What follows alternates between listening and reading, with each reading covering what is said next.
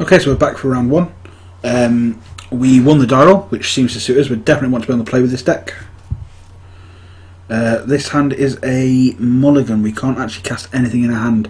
One more land and this would be like a snap keep. This seems fine. We've got Sword Emissary on 2. If we draw a land, we've got a Tarkus of 3, and we can start dashing the Warbringer as well. Definitely going to be keeping this.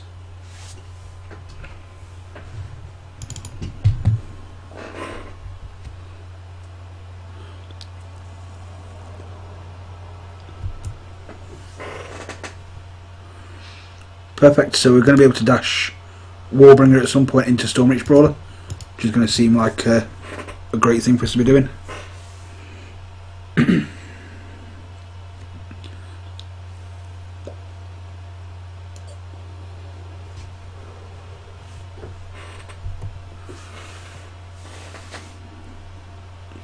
So we found the opponents on the blue white deck, and right on time we get the third land. So I'm going to attack with the Emissary here, and then morph in the Atarka Fleet. Just means we can morph it next turn and get in for a heck of a lot of damage if our opponent doesn't make a play.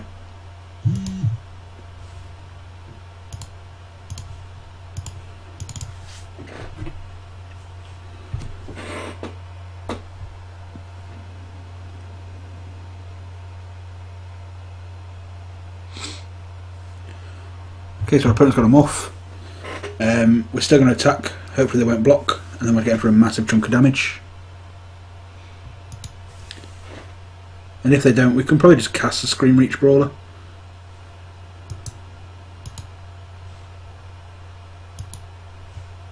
I'm expecting they're probably going to block the Emissary here.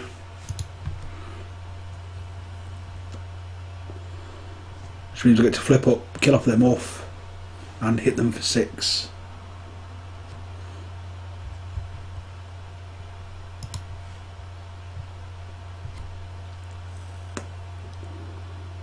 No, they seem to the Rouge. Quite happy just to sort of take the trade there. Here we've got this Sandstorm Charger. And then we'll just cast the Stormreach Brawler. Get some more damage on the board for next turn. So we're going to be swinging for 6.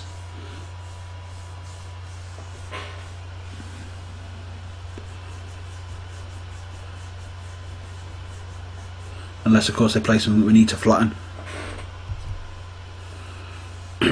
Note they didn't actually play anything.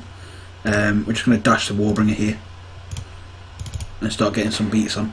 Now I'm a little bit cautious that maybe counter spells or instant speed removal, but if we play around that then we're definitely not going to win. We are getting a little bit mana screwed. I do prefer to try and play 18 lands where I can.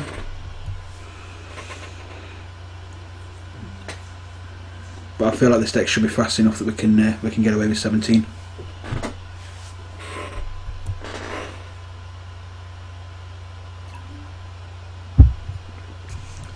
So again, we're just going to make exactly the same play again until we hit that 4th land drop.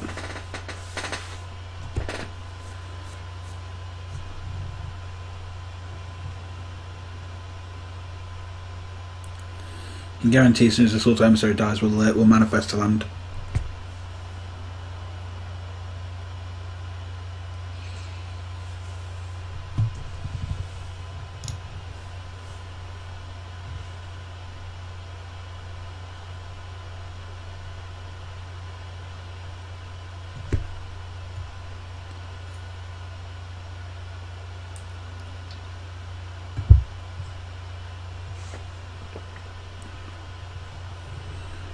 Okay, so it's going to be bouncing, giving -3/-3 to the Warbringer, and bouncing our Sword Emissary. That's fine.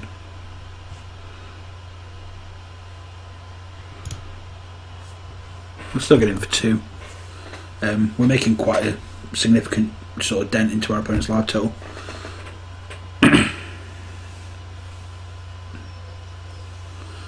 Mind Scour Dragon, not the ideal card for us to be seen here. But if we hit that 4th land drop, then we can flatten it and still get through. So we've got an interesting line here. I'm actually going to attack in, and then we can use a Hooded Assassin if he blocks to sort of finish it off.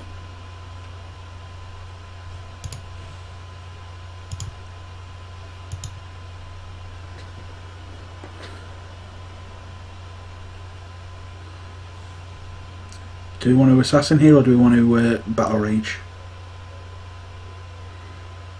I think we're just going to battle rage. The hooded assassin at least then can be a 2-3 when we do put it into play.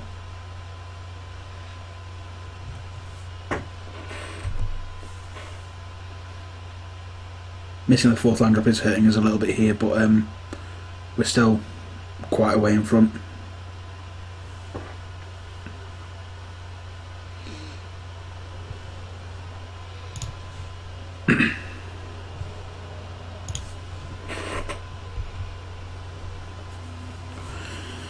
There's that 4th land drop we've been waiting for, but flatten now doesn't sort of get the job done. I'm just going to make the hooded assassin here as a 2-3. His guy can't attack us anyway.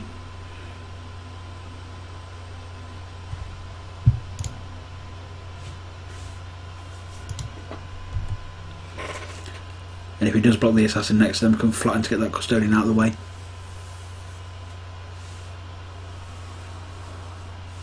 Okay, sure.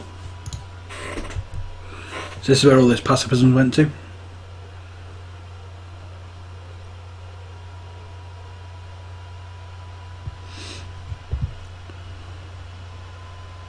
So here, I think I'm going to actually Deathwind this.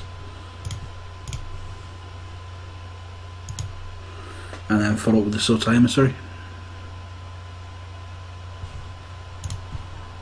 Just trying to make the most efficient use of my mana possible. Means next time we've got Flatten or Alicia's Vanguard, whichever we need, or if we hit the land source we can go for the Palace Siege. Or in fact, if we do make the Palace Siege, we're probably going to make it so that we can return a creature card every turn, because we've got the Warp of the Atarka Fleet and the Stormreach Brawler in there. Gives us a lot of options to make some really powerful plays.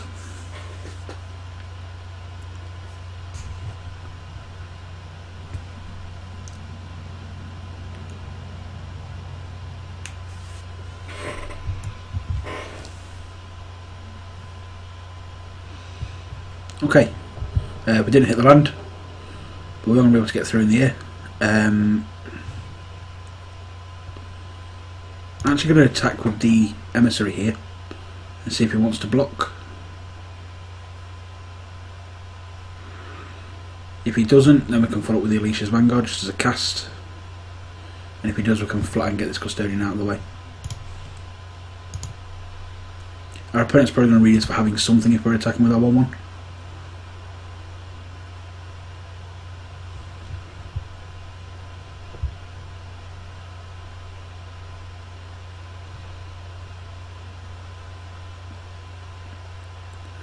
Got to be aware that it obviously contradicts something else that might happen here, but if it does, it's not the end of the world. Seems we get to keep our Emissary as well, which isn't a massive thing, but it's better than nothing.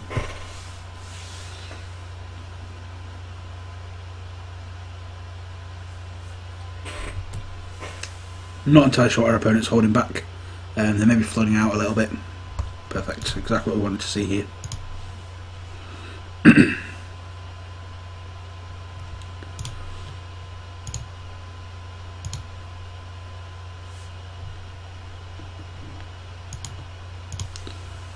So what we do with this Palace Siege now is really awkward. I think I'm going to play it on Khans. I've got enough in my graveyard that's going to make it quite powerful. Of course our opponent does have removal spells as well. Dragons means that we're guaranteed to be sort of hitting them for 2 a turn. Dragons is a safer play, I think that's what we're going to have to go for.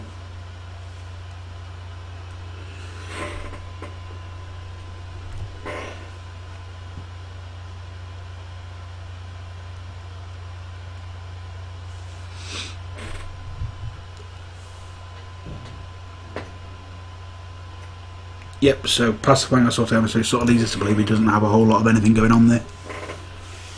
And we've got 2 dash creatures that we can get them both into play this turn. So we're going to hit for 5, which puts him dead on the swing back next turn.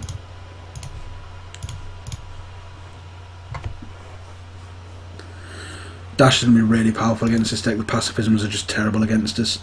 I fully expect he'll probably be taking those out.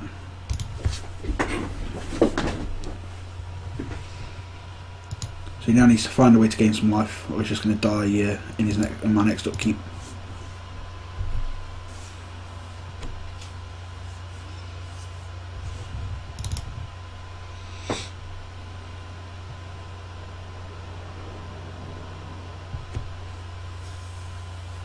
Perfect.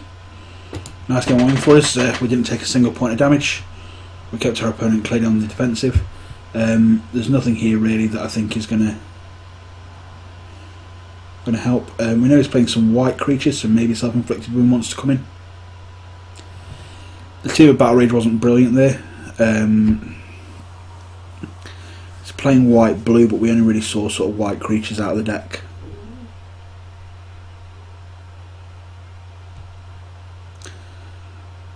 No, I quite like a configuration. I'm not going to bring it in here. We'll try and see how this works out for us. If we do find he's got a lot more white creatures this game, then we can always board into it.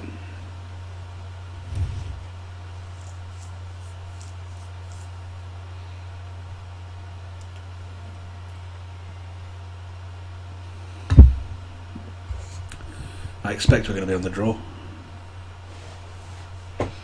I'll be amazed if we're not.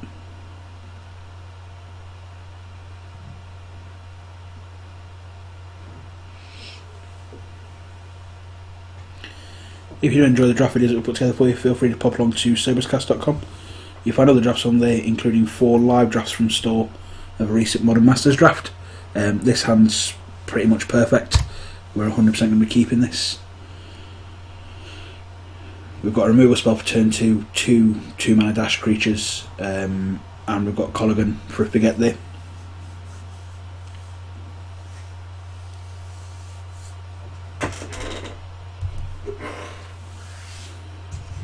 Flatten as well is quite nice. I'm going to lead on a swamp here, no apparent reason. It doesn't really make much difference at this point. I'm almost certain I'm going to want black mana on turn 2.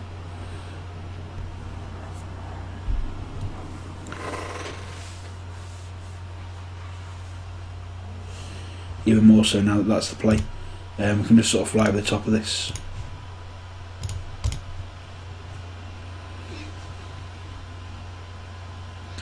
Don't really want my opponent to be drawing the extra card.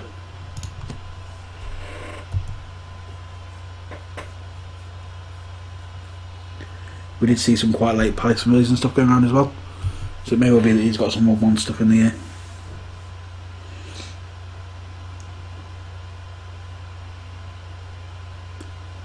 Thinking about next turn, we're probably just going to cast a Screen Reach Brawler.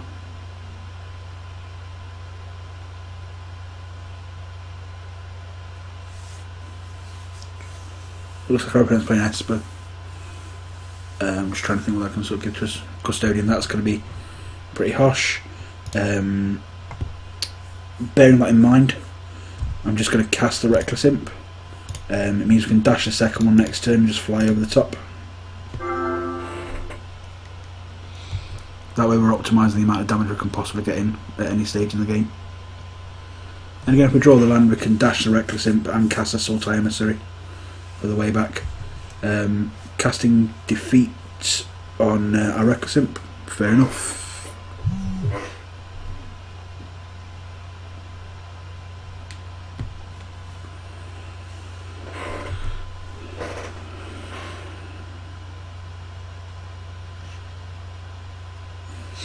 Okay, so we didn't get there. The Custodian's pretty much going to hold us at bay for a little while. However, we can defeat the Custodian. Seems like it's probably the best line to play for us.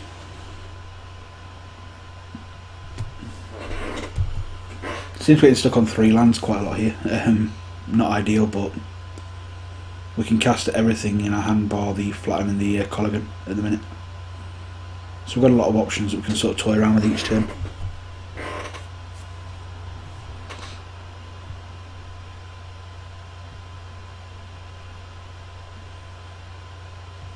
Okay, Lotus Bastion's going to be a little bit more difficult for us to beat. If we hit the land, we're probably just going to flatten that. Okay, 2 flattens in hand now. Again, not ideal.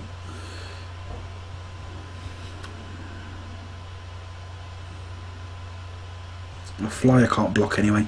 I think we're just going to cast a Screen Reach Brawler here.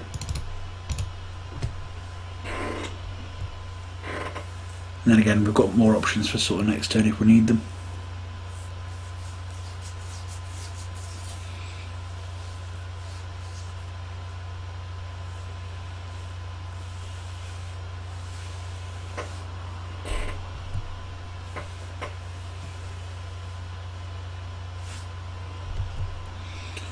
Certainly can't block his flying man.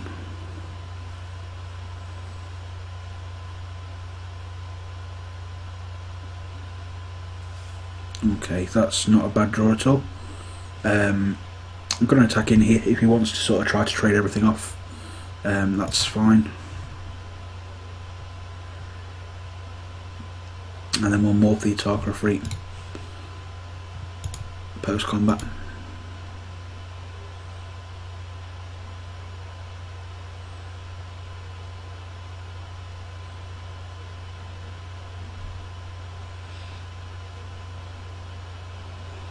That's not bad for us either.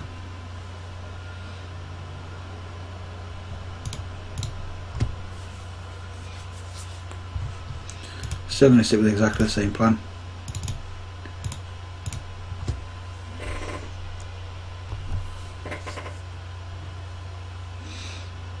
The only morph that our opponent saw last game was the Atarka Fleet, so I think they're going to be pretty certain that that's what I'm on. At which point it'll get a removal spell out of their hand. Or may sort of tempt them to attack with their morph. That trade's probably better for me. Yeah, the Hand of Silumgar's fine. We can sort of kill it when we flip up and make sure we can get him for an optimum amount of damage.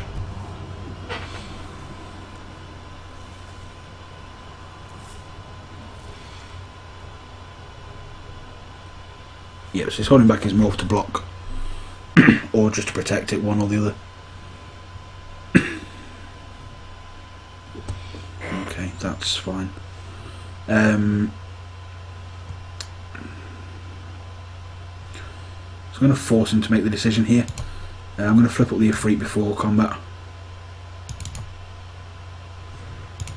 and get rid of his Death Toucher.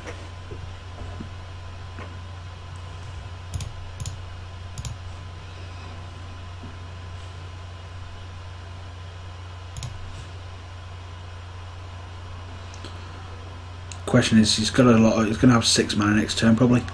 So it's whether we want to actually attack him with a Scream Reach Bowler as well.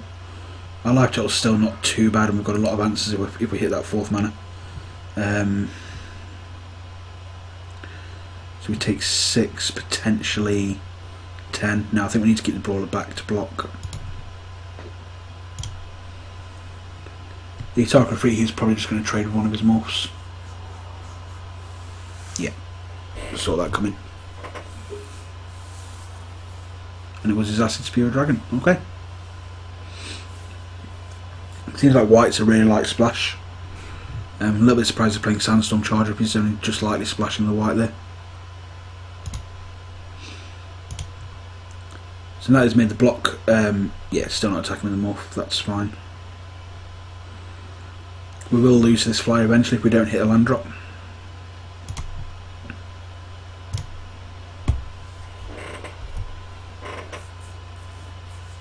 Perfect.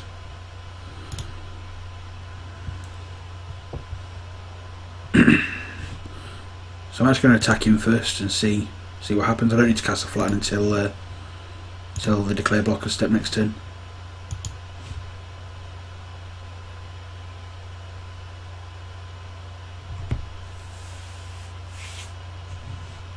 Yep, decided not to block.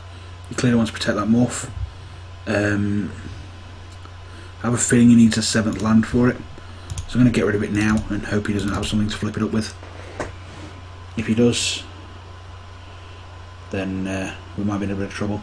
The fact that he didn't block there suggests that he needs a 7th mana.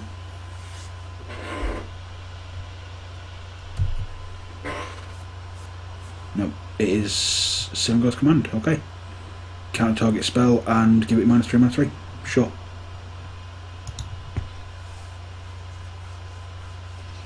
That's fine, we've still got the flatten for next turn. We're going to take a little bit of damage here, but there's not a lot we can sort of do about that. The Cosby Behemoth isn't a great help. I feel like I need to take care of his fly because I can deal with men on the ground. But obviously this could be a big hit that will end up wiping us out next turn.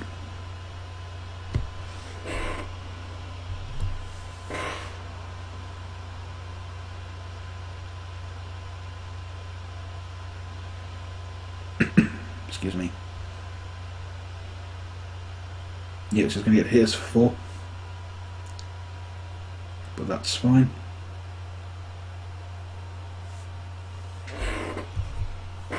Did he pick up a tiger on strike? Excellent.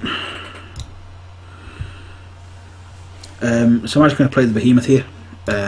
We can block with it and actually kill his guy and not lose ours.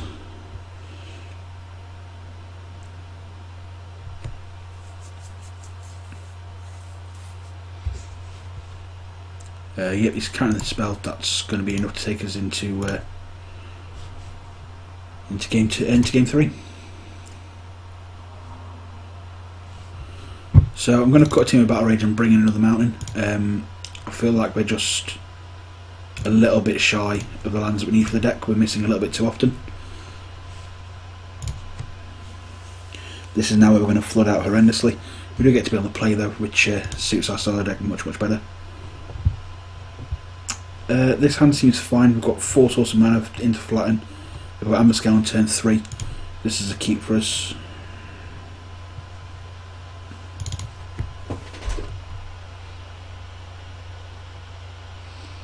Hopefully we'll draw one of our 2-drops next turn. Not quite, but not too far off. So we're definitely going to cast the Amber Scale Shaman on turn 3. I don't think there's any reason for us to sort of hold it back. Especially when we draw Alicia's Vanguard for the next turn.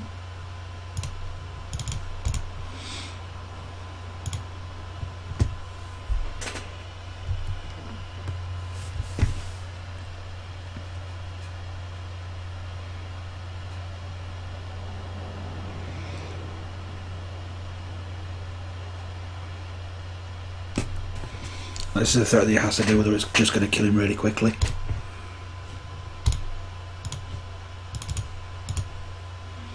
So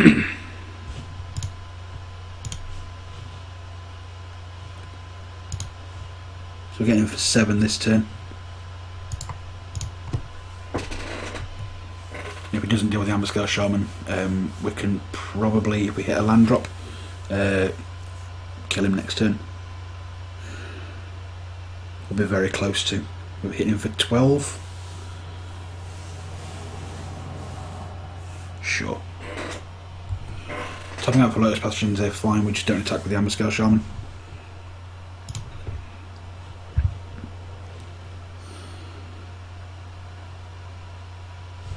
So do we have enough to do anything else? No, I think we're just going to dash this Vanguard in.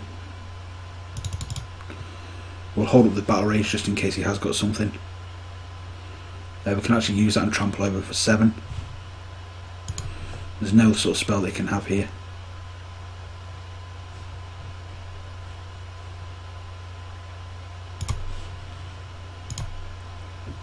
I can't see him not blocking, he's seen the team of Battle Rage already as well.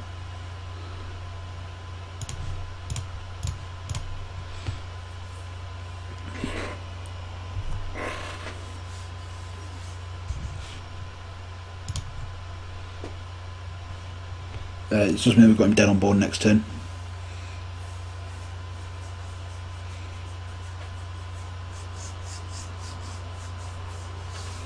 If he doesn't play anything out.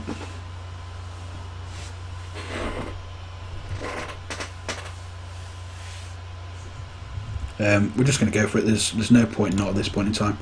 We're not going to win the game by not going for it. This is the point where I wish I had the second team of Battle Rage in.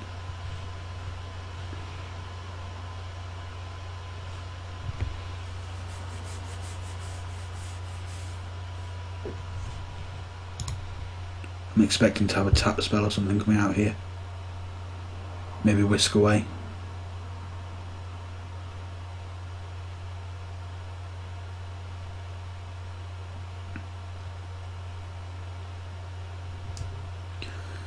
Give me some -3/-3, bounce into my hand, sure.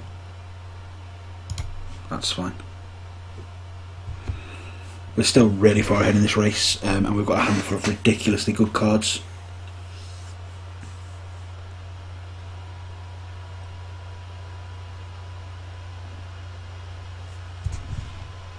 That's fine, that's going to be very, very flat.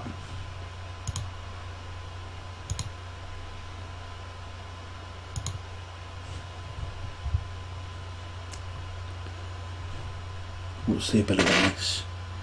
So it's going to mill us for 4, but he's going to have to play quite defensive with it. I think we're actually better off to play the monument and play that straight into the behemoth. Like, we can take a hit from the dragon. Again, we're representing a lethal hit next turn, and we can flatten his dragon, still hit him for 5.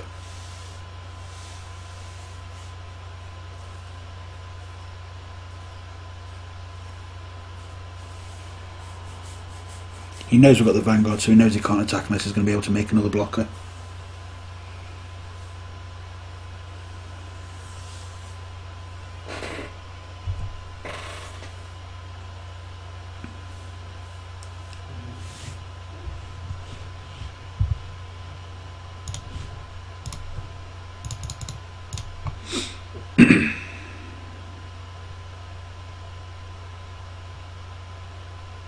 Could have Uji Char's command here, just to counter the spell and gain some life. That'd be pretty brutal. Yep, gets to counter it.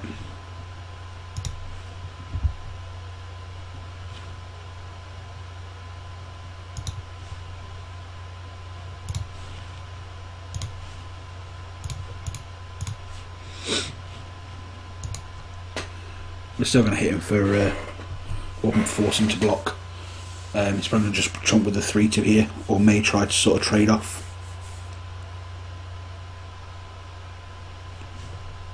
Yep, we'll get rid of the 4/4 first. Seems fine.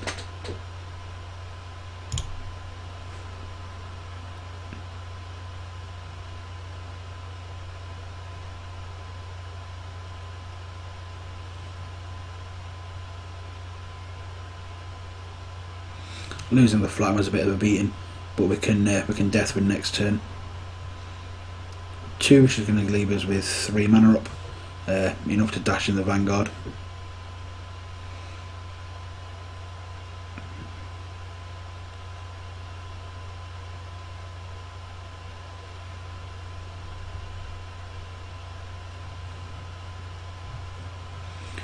Task is pretty good. We may just have to deal with that instead.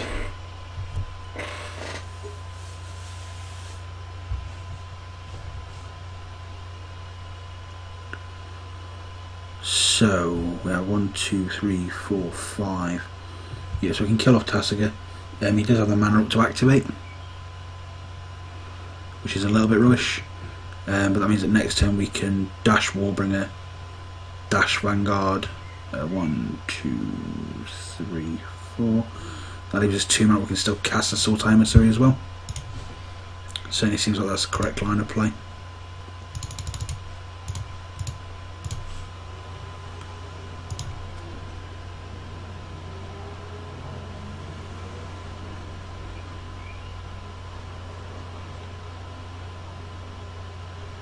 So we're obviously just going to give him the worst card that we can here. So he's got the Sun Guards coming back, and that's quite important. If he's holding that up, then the Warbringer Alicia's Vanguard plan isn't that great for us.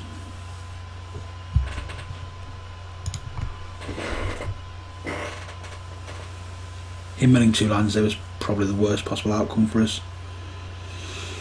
It also means activating the monument gets really bad, because it can then bounce it.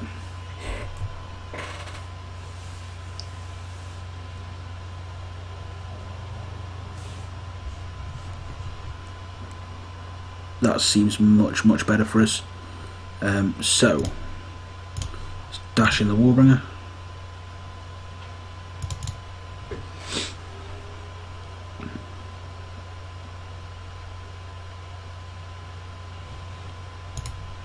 in the vanguard, and we've got coat with venom, so if he does try to kill something, if he tries to kill the Warbringer, we can sort of protect it. Although regenerate won't stop that happening. That was a little bit silly.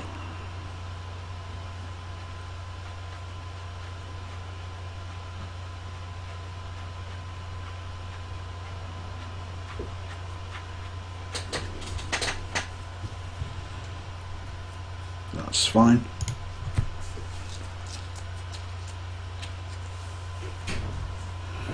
Post combat, we're just going to make the Sultai Emissary.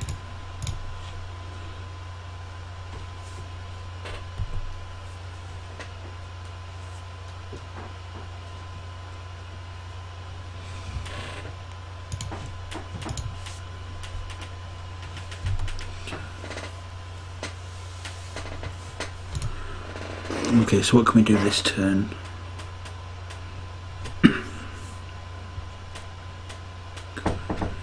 Probably just want to activate the monument. He's got to have a removal spell for it. It's down to 2 cards in hand.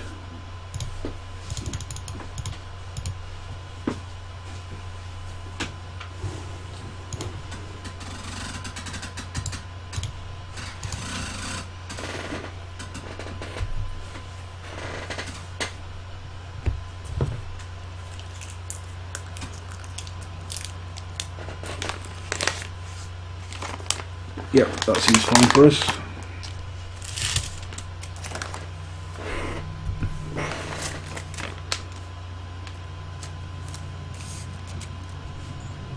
Okay, so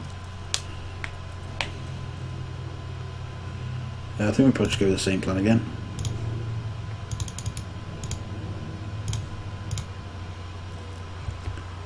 Good thing is we've now got coat with venom, which means we can deal with his custodian.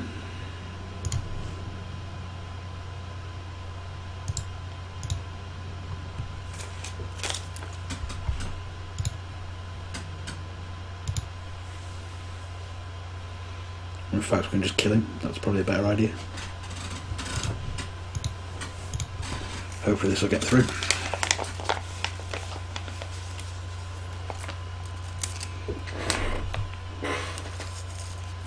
Yep, and that takes us through for the win. So we got there. We had quite a decent start to that game. We'll be back in just a few minutes for round 2.